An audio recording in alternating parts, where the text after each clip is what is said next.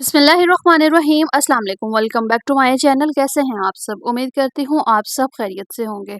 आज आपके साथ कोफ्तों की एक ऐसी ज़बरदस्त सी रेसिपी शेयर कर रही हूँ जिसे बनाकर आप फ्रीज़ भी कर सकते हैं। ये बिल्कुल एक ऑथेंटिक रेसिपी है चिकन कोफ्तों की जो मैं आपके साथ आज शेयर कर रही हूँ, जो बनने में बहुत ज़्यादा आसान है और जूसी टेस्टफुल होंगे। और इससे बिल्कुल आप अगर 6 महीने तक भी फ्रीज़ करेंगे तो ये कोफ्ते ना तो सख्त होंगे, ना ख़राब होंगे, ना ही ये टूटेंगे। बाइंडिंग इसकी बड़ी ही ज़बरदस्त होगी। रेसिपी को शुरू करने से पहले रिक्वेस्ट है, चैनल पर नए आए हैं प्लीज़ चैनल को ज़रूर सब्सक्राइब करिएगा, वीडियो को एंड तक ज़रूर देखें और वीडियो को लाइक भी ज़रूर कीजिएगा। यहाँ पर चिकन कोफ्ते बनाने के लिए सबसे पहले एक चॉपर ले लिया और चॉपर में 3 ब्रेड के स्लाइस ऐड किए।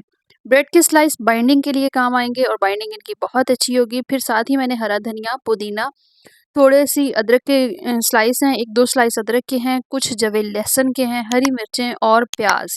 प्याज़ एक बड़े साइज़ का मैंने ले लिया, इसे मैंने रफली सा चॉप कर लिया है। इसे हमने सबसे पहले चॉपर में बिल्कुल चॉप कर लेना है, बारीक कर लेना है ताकि ये अच्छा-सा मिक्स हो जाए ये मिक्सचर।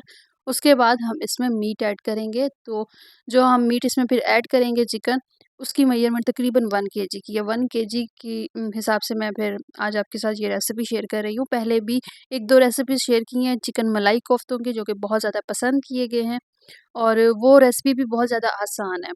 यहाँ पर अब मीट ऐड कर देंगे। चिकन यहाँ पे ऐड करने के बाद कुछ स्पाइसेस हैं जिसमें नमक है, कुटी हुई लाल मिर्च पाउडर, धनिया पाउडर, ज़ीरा पाउडर, गरम मसाला। अब ये तमाम मसाले बेसिक से हैं, ये आपने इसमें ऐड कर देने हैं और इसे अच्छा-सा आपने इसका कीमा रेडी कर लेना है फ़ाइन सा, ताकि इसके जो कोफ्ते हैं ना, वो बहुत ही ज़बरदस्त रेडी हो जाए। अगर आपको यहाँ पर लगे कि इसका जो बैटर है वो थोड़ा-सा पतला है, तो आप इसमें भुना हुआ बेसन जो है वो 3 से 4 खाने के चम्मच ऐड कर सकते हैं। लेकिन अगर आप देख रहे हैं कि इसकी बाइंडिंग इजीली हो रही है, अच्छे से ये शेप इसकी बन रही है, तो फिर आपको इसमें बेसन ऐड करने की ज़रूरत नहीं है, ठीक है? ये इस तरह से आपने चॉप करने के बाद तमाम चीज़ें मिक्स करने के बाद इस तरह से आपने इसके कोफ्ते रेडी कर लेने हैं। अब यहाँ पर कोई फ्राई वाला सिस्टम नहीं है, ठीक है? कोई इसको मैंने फ्राई नहीं करना। आप इसको एज़ इट इज़ भी फ्रीज़ करना चाहते हैं कर लें, फ्राई करके फ्रीज़ करना चाहते हैं तो भी आप पे डिपेंड करता है। दोनों सूरतों में बिल्कुल आसान है रेसिपी। अब यहाँ पर जो इसका ग्रेवी बनाने का तरीका है वो देख लेते हैं किस तरह से। यहाँ पर मैंने 2 बड़े साइज़ के टमाटर लिए हैं ग्रेवी बनाने के लिए, कुछ लहसुन के जवे हैं, एक छोटा-सा अदरक का स्लाइस है, 3 से 4 हरी मिर्चें और फ्राई प्याज़। अगर आपके पास फ्राई प्याज़ नहीं है तो आप इसको फ्राई करें। फिर हमने एक कढ़ाई ले लेनी है, उसमें हमने ऑयल ऐड कर देना है। ऑयल ऐड करने के बाद आपने 2 हरी इलायची ऐड करनी है और इसमें मैंने फ्लेम बिल्कुल हल्की-सी रखी हुई है क्योंकि हम जब इसमें पेस्ट ऐड करेंगे तो इसके जो छींटे हैं वो ना उड़ें, ठीक है? हल्की-सी आँच पे आपने इसे कुक करना है और इस मसाले को आपने फ्राई करना है। फ्राई करने के दौरान आपने इसमें कुछ बेसिक मसाले हैं वो आपने ऐड कर देने हैं। जैसे हमने कोफ्ते रेडी करने के लिए उसमें एक अलग से मसाले ऐड किए थे बेसिक मसाले, इसी तरह हम ग्रेवी ऐड करने के टाइम पे भी बेसिक मसाले ऐड करेंगे जिसमें नमक है, लाल मिर्च पाउडर, कश्मीरी लाल मिर्च, हल्दी, कुटा हुआ धनिया और ज़ीरा पाउडर। ये बेसिक से मसाले हैं, आपने इनमें ज़रूर ऐड कर देने हैं। अब ये सारे बेसिक मसाले आपने ऐड करने के बाद ना इसे हल्की-सी आँच पे भुनाई कर लेना है ताकि तमाम मसालों का जो कच्चापन है वो ख़त्म हो जाए और साथ ही इसका जो ऑयल है वो भी सेपरेट हो जाए। जब ऑयल इसमें से सेपरेट हो जाएगा तो समझ लें कि ग्रेवी जो है वो तकरीबन कुक हो गई है।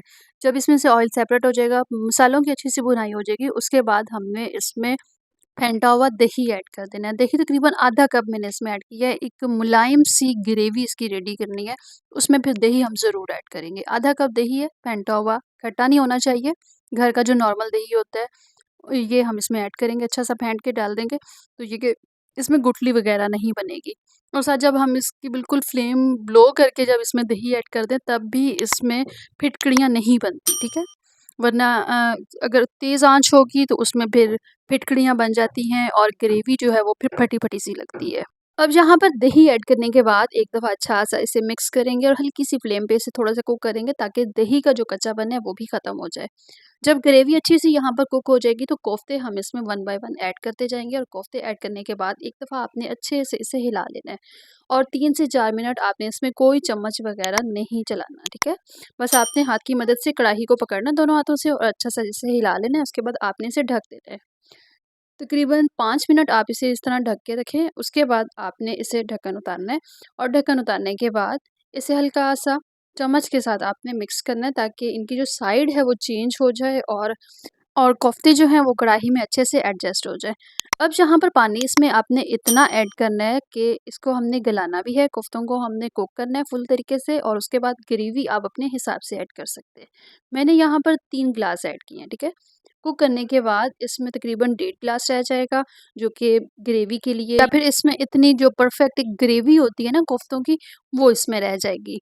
अब यहाँ पर पानी ऐड करने के बाद हम इसे ढक देंगे और तकरीबन 15 मिनट पर हल्की आंच पे इसे कुक करना है। 15 मिनट के बाद हल्की आंच पे जब हमने इसे कुक किया है, तो ये इसकी कंडीशन है। माशाल्लाह से कोफ्ते बहुत अच्छे से सॉफ्ट सॉफ्ट से कुक हो गए हैं, और अच्छे से कुक अंदर से भी कुक हो गए हैं, और इसकी जो ग्रेवी है वो भी बहुत अच्छी है। अगर आपको यहाँ पर इसकी ग्रेवी थोड़ी सी थिक करनी है तो थिक कर लें, बिल्कुल मुलायम ज़बरदस्त सी इसकी ग्रेवी है।